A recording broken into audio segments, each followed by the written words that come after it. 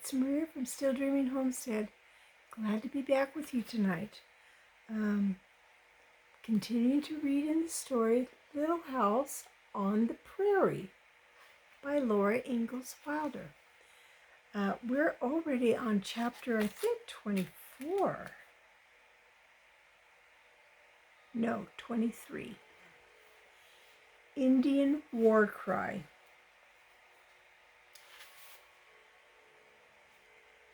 I'm just going to show you the picture that they have of it.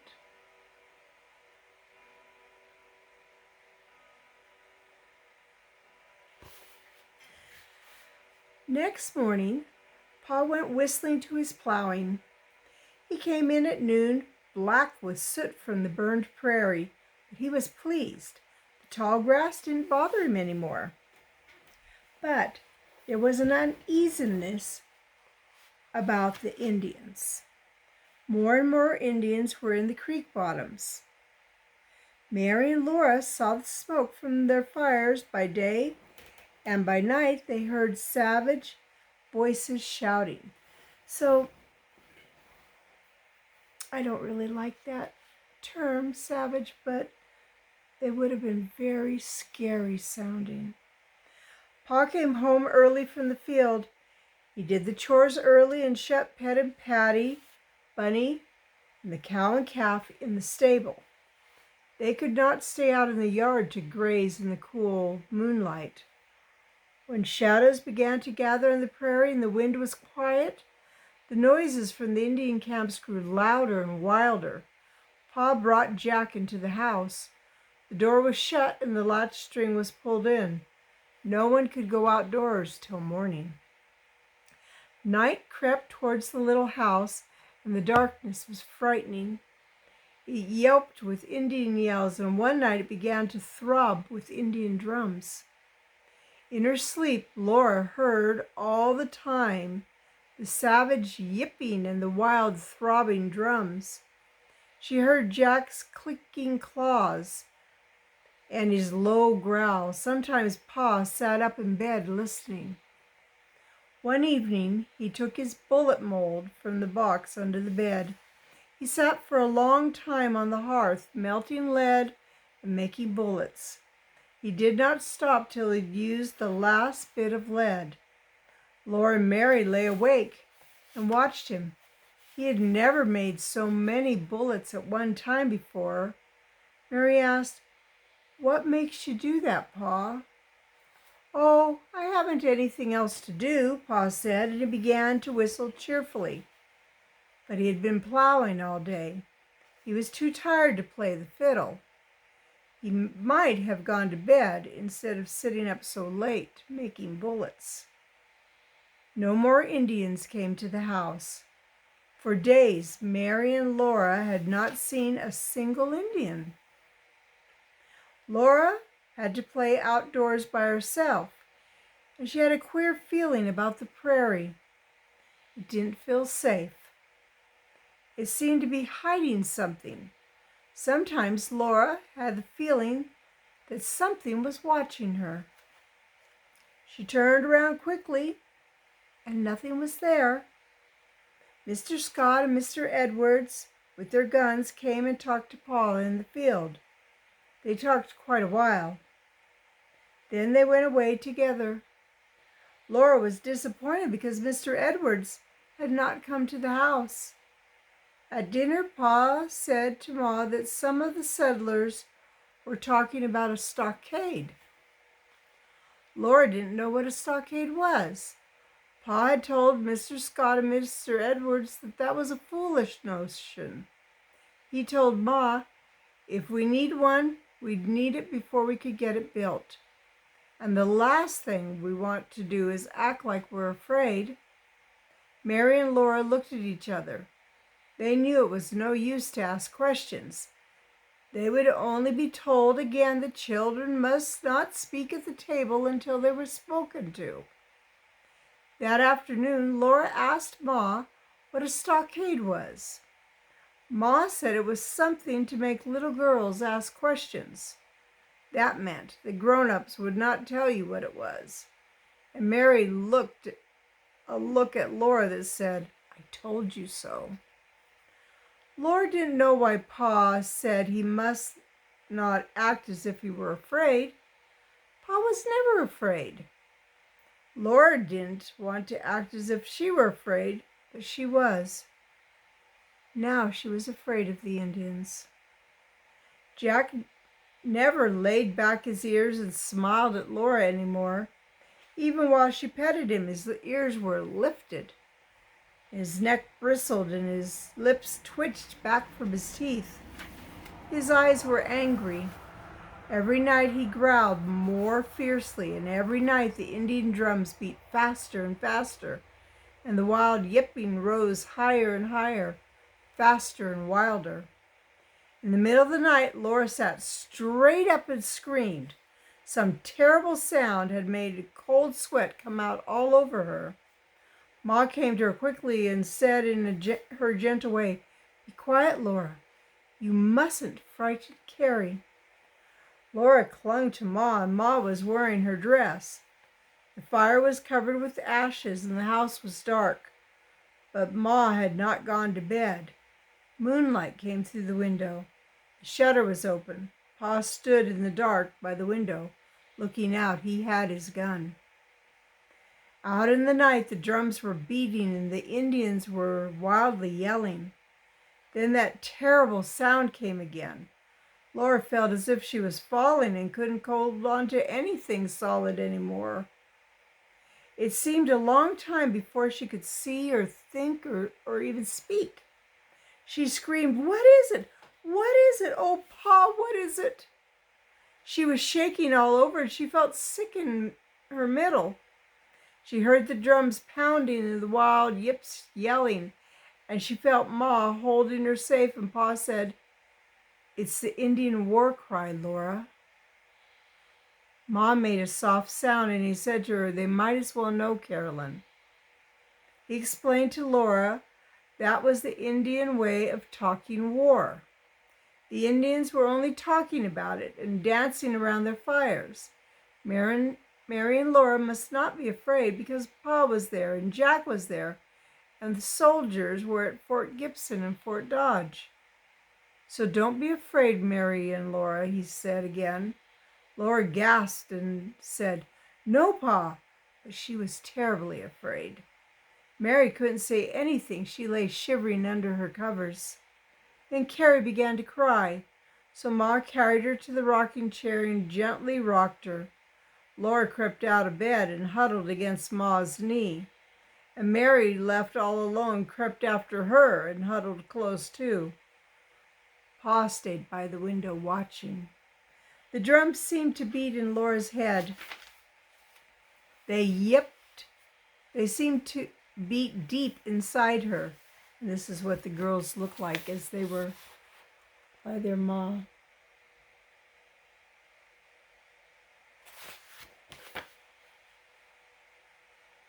The wild, fast yipping yells were worse than wolves. Something worse was coming. Laura knew it, and then it came, the Indian war cry. A nightmare is not so terrible as that night was. A nightmare is only a dream, and when it's at its worst, you wake up. But this was real, and Laura could not wake up. She could not get away from it. Then the war cry was over. Laura knew it had not got her yet. She was still in the dark house, and she pressed close against Ma. Ma was trembling all over. Jock's howling ended in a sobbing growl. Carrie began to scream again, and Pa wiped his forehead and said, "Phew, I never heard anything like that." He asked, "How do you suppose they learned to do that?" But nobody answered. "They don't need guns. That yell's enough to scare anybody to death," he said. "My mouth's so dry I couldn't whistle a tune to save my life. Bring me some water, Laura." That made Laura feel better. She carried a dipper full of water to Pa at the window. He took it and smiled at her, and that made her smile again and said, "There, now I can whistle." He whistled a few notes to show her that he could. Then he listened, and Laura, too, heard far away the soft pitter-pat, pat-pat, pitter-pat, pat-pat of a pony's galloping. It came nearer. From one side of the house came the drumming throbbing and the fast, shrill, yapping yells, and from the other side came the lonely sound of the riders galloping. Nearer and nearer it came. Now the hooves clattered loudly, and suddenly they were going by. The galloping went by and grew fainter down the creek road. In the moonlight, Laura saw the behind of a little black Indian pony and an Indian on its back. She saw a huddle of a blanket and a naked head and a flutter of feathers above it, and moonlight on the gun barrel, and then it was gone. Nothing was there but the empty prairie. Pa said he was derned if he knew what to make of it. He said that was the Osage who had tried to talk French to him. He asked, "What's he doing out at this hour, driving hell-bent for leather?" That means going really fast. Nobody answered because they didn't know. The drums throbbed and the Indians went on yelling. The terrible war cry came again and again. Little by little, after a long time, the yells grew fainter and fewer. At last, Carrie cried herself to sleep. Ma sent Mary and Laura back to bed. Next day, they could not go out of the house. Pa stayed close by. There was not one sound from the Indian camps. The whole vast prairie was still. Only the wind blew over the blackened earth where there was no grass to rustle. The wind blew past the house with a rushing sound like running water. That night, the noise in the Indian camps was worse than the night before. Again, the war cries were more terrible than the most dreadful nightmare.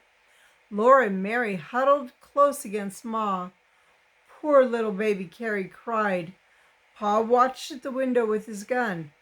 All night long, Jack paced and growled and screamed when the war cries came. The next night and the next night and the next night were worse and worse and worse. Mary and Laura were so tired they fell asleep while the drums pounded and the Indians yelled. But a war cry always jerked them wide awake in terror. And the silent days were even worse than the nights. Pa watched and listened all the time. The plow was in the field where he'd left it. Pet and Patty and the colt and the cow and the calf, they had to stay in the barn. Mary and Laura could not go out of the house, and Pa never stopped looking at the prairie and all around, turning his head quickly towards the smallest noise. He ate hardly any dinner. He kept getting up and going outdoors to look all over the prairie. One day his head nodded down to the table and he slept there. Ma and Mary and Laura were still, that means quiet, to let him sleep. He was so tired, but in a minute he woke up and jumped and said sharply to Ma, "Don't let me do that again." "Jack was on guard," Ma said gently. That night was worst of all. The drums were faster, the yells were louder and fiercer. All up and down the creek, war cries answered war cries, and the bluffs echoed. There was no rest. Laura ached all over, and there was a terrible ache in her middle. And this is what it would have looked like down in the Indian camps, where they were meeting and dancing. At the window, Pa said, "Carolyn, they're quarreling among themselves. That means maybe they will fight each other." "Oh, Charles, if only they will," Ma said. All night there was not a minute's rest. Just before dawn, The last war cry ended and Laura slept against Ma's knee. She woke up in bed. Mary was sleeping beside her. The door was open, and by the sunshine on the floor, Laura knew it was almost noon. Ma was cooking dinner. Pa sat on the doorstep. He said to Ma, "There's another big party going off south." Laura went to the door in her nightgown, and she saw a long line of Indians far away. The line came up out of the black prairie, and it went farther away southward.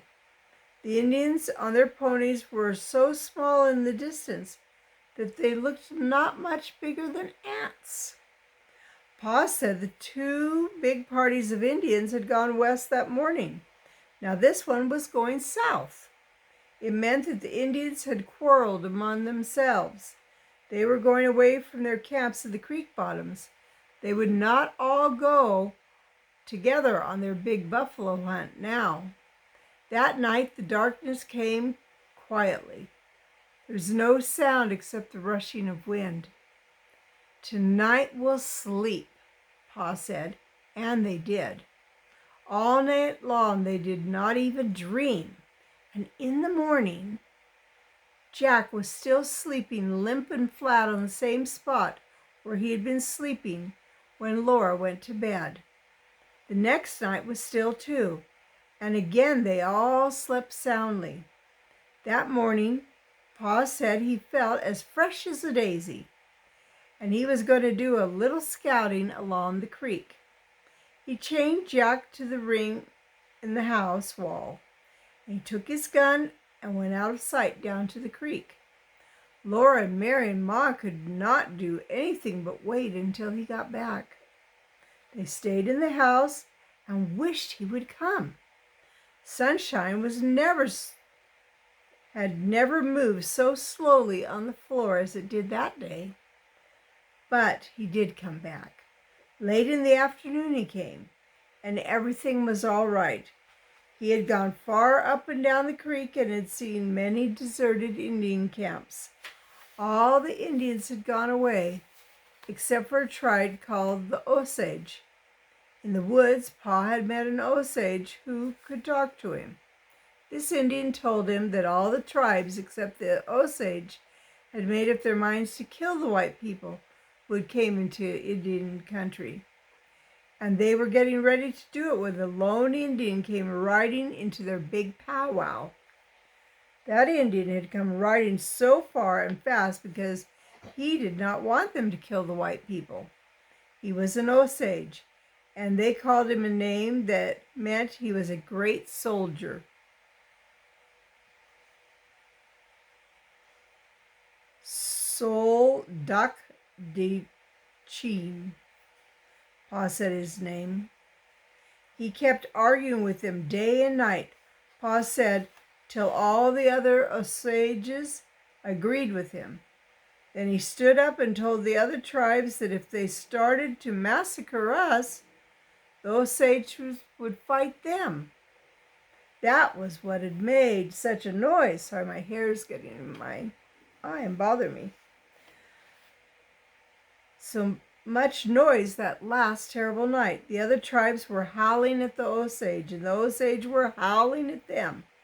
The other tribes did not dare fight Soldat de Chin and his Osage, so the next day they went away. "That's one very good Indian," Pa said. No matter what Mr. Scott said, Pa did not believe that the only good Indian was a dead Indian. He believed that there were good and bad in Indians and in white people. Well, that's the end of tonight's chapter. I'll be reading to you again tomorrow. I want to say I love you. I really do. I hope you have a good night or a good day, depending when you're listening to this. And even though I love you, God loves you the most, and He always will. All right, I'll read the next chapter tomorrow.